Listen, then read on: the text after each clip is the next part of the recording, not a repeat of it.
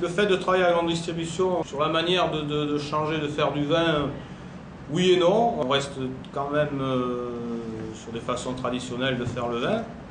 Par contre, c'est vrai qu'on est peut-être un peu plus à l'écoute du consommateur et de réagir un peu plus vite en fonction de l'évolution des goûts.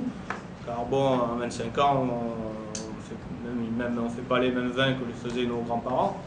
Donc ça évolue. Et peut-être que le fait de travailler avec eux, il faut évoluer un peu plus vite, enfin réagir un peu plus vite pour coller au marché, quoi. Alors pour éviter justement ces problèmes de concurrence, on va dire, entre les différents circuits, parce que si vous avez peur que ça dévalorise votre image d'être en GD, vous avez votre étiquette. Si vous avez la possibilité d'en avoir une deuxième, c'est bien. Sinon, vous savez, les imprimeurs, ils font ça très bien, ils vous font des cuvées Tartampion. Ce qui est important, c'est surtout de garder un aspect sur l'étiquette, un visuel, un logo, quelque chose comme ça, qui vous suivent partout, qu'on retrouve dans tous les circuits.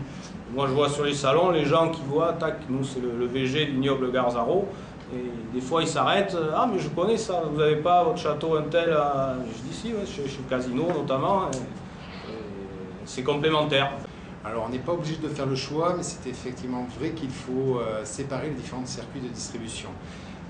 Avoir des étiquettes différentes, des packagings différents, ils contribueront parce qu'il faut éviter qu'il y ait des conflits entre les différents distributeurs.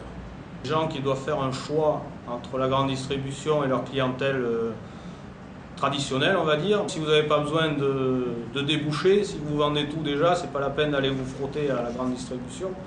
Restez comme vous êtes. Par contre, si vous avez un besoin d'expansion ou de croissance, là vous pouvez, ou de nouveaux marchés ou du vin en trop, effectivement vous tournez vers eux.